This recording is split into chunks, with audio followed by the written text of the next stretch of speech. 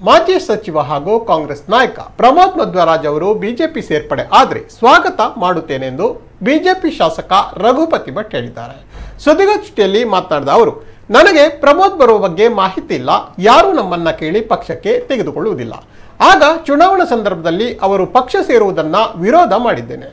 ಆಗ ನಾನು ಟಿಕೆಟ್ ಆಕಾಂಕ್ಷಿ ಆದ ಕಾರಣ ಸ್ವಾಭಾವಿಕವಾಗಿಯೇ ವಿರೋಧ ಇತ್ತು. ಸೇರ್ಪಡೆ ವಿಚಾರವನ್ನ ಪ್ರಮೋದ್ ಮಧ್ವರಾಜ್ ಸಿಕ್ಕಾಗ ಕೇಳುತ್ತೇನೆ. ಪ್ರಮೋದ್ ಪಕ್ಷಕ್ಕೆ ಬಂದರೆ ಸ್ವಾಗತ, ಪಕ್ಷ ಗಟ್ಟಿಯಾಗುತ್ತದೆ. ಈಗ ನಮ್ಮ ಬುಡ ಗಟ್ಟಿ ಇದೆ, ಆದರೆ ಸಮಸ್ಯೆ ಇಲ್ಲ. ಆದರೂ ಗೇಟ್ ಓಪನ್ ಇದೆ, ಪ್ರಮೋದ್ ಬರಬಹುದು ಎಂದು ಅವರು ಹೇಳಿದ್ದಾರೆ. ಹಿಜಾಬ್ ಪರ ವಾದಕ್ಕೆ ಬಹಳ ಅವಕಾಶ ಕೊಡಲಾಗಿದೆ. ಸರ್ಕಾರದ ಪರ ಅಡ್ವೊಕೇಟ್ ಜನರಲ್ ವಾದವನ್ನ ಮುಂದುವರಿಸಲಿದ್ದಾರೆ. ಒಂದು ವಾರದಲ್ಲಿ ತೀರ್ಪು ಬರಬಹುದು ಎಂಬ ನಿರೀಕ್ಷೆ ಇದೆ. ನಾವು ಹೈಕೋರ್ಟ್ ತೀರ್ಪನ್ನ ಕಡ್ಡಾಯವಾಗಿ ಪಾಲಿಸುತ್ತೇವೆ. ಸುಪ್ರೀಂ ಕೋರ್ಟ್ಗೆ ಹೋಗುವ ಬಗ್ಗೆ ಯಾವುದೇ ಚಿಂತನೆಯನ್ನ ನಡೆಸಿಲ್ಲ. ಆದರೆ ಅರ್ಜಿದಾರರು ಈಗಾಗಲೇ ಸುಪ್ರೀಂ ಕೋರ್ಟ್ ಹೋರಾಟದ ಸಿದ್ಧತೆಯನ್ನ ಮಾಡಿದ್ದಾರೆ. ಹಿಜಾಬ್ ಪರ ತೀರ್ಪು ಬಂದರೂ ಅದನ್ನು ನಮ್ಮ ಕಾಲೇಜಿನಲ್ಲಿ ಪಾಲಿಸುತ್ತೇವೆಂದು ಶಾಸಕ ರಘುಪತಿ ಭಟ್ ಸ್ಪಷ್ಟನೆ ನೀಡಿದ್ದಾರೆ.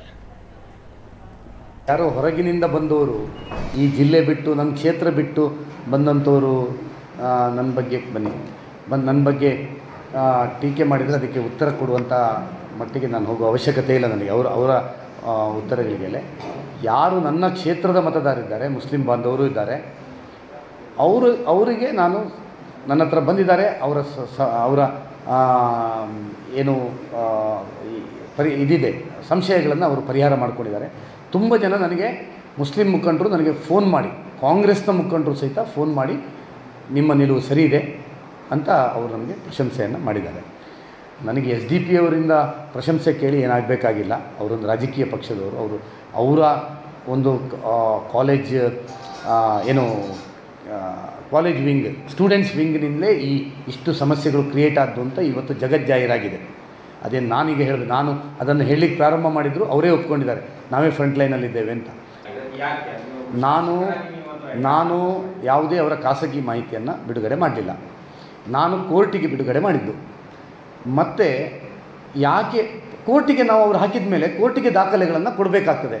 ಕೋರ್ಟ್ನ ದಾಖಲೆಗಳು ಅದು ಯಾವುದೇ ಗೌಪ್ಯವಾಗಿಡುವುದಿಲ್ಲ. ಅದು ಯಾರು ಎಲ್ಲ ವಕೀಲರಿಗೂ ಸಿಗ್ತದೆ, ಎಲ್ರಿಗೂ ಬರ್ತದೆ. ನಾವೇನು ಅದನ್ನು ಟಮ್ ಮಾಡಲಿಲ್ಲ. ಎರಡನೇದು, ಅವರು ಸುಳ್ಳು ಹೇಳ್ಕೊಂಡು ಬಂದಾಗ, ಅಂದರೆ ನಾವು ಒಪ್ಪಿಗೆ ಕೊಡಲಿಲ್ಲ, ನಮ್ಗೆ ಗೊತ್ತಿರಲಿಲ್ಲ ಹಿಜಾಬ್ ಇದ್ದದ್ದು ಅಂತ ಹೇಳಿದರು. ಅದಕ್ಕೆ ನೀವು ಸೈನ್ ಮಾಡಿದ್ದು ಹೌದು ಅಂತ ಕೊಡಬೇಕಾಯಿತು. ಅದರಲ್ಲಿ ಅವರ ದಾಖಲೆ ಇತ್ತು. ಅದಕ್ಕೇನು ಮಾಡೋರು, ಸುಳ್ಳು ಹೇಳಬಾರ್ದಿತ್ತು. ನಮ್ಮ ಕುಡ್ಲ ಈಗ ಎಲ್ಲಾ ಡಿಜಿಟಲ್ ಪ್ಲಾಟ್ಫಾರ್ಮ್ಗಳಲ್ಲೂ ಲಭ್ಯ. ಕ್ಷಣ ಕ್ಷಣದ ಅಪ್ಡೇಟ್ಗಳಿಗಾಗಿ ಸಬ್ಸ್ಕ್ರೈಬ್ ಮಾಡಿ ನಮ್ಮ ಕುಡ್ಲ 24/7 ಫೇಸ್ಬುಕ್, ಟ್ವಿಟರ್ ಹಾಗೂ ಇನ್ಸ್ಟಾಗ್ರಾಂ ಪೇಜ್ಗಳನ್ನ ಲೈಕ್ ಮಾಡಿ, ಫಾಲೋ ಮಾಡಿ. ನೇರ ಪ್ರಸಾರ, ಮನೋರಂಜನೆ ಹಾಗೂ ಸುದ್ದಿಗಾಗಿ ನಮ್ಮ ಕುಡ್ಲ ಆಪ್ ಡೌನ್ಲೋಡ್ ಮಾಡಿ. ನಮ್ಮ ಕುಡ್ಲ 24/7 ಇದು ವಿಶ್ವಾಸದ ಪ್ರತಿಬಿಂಬ.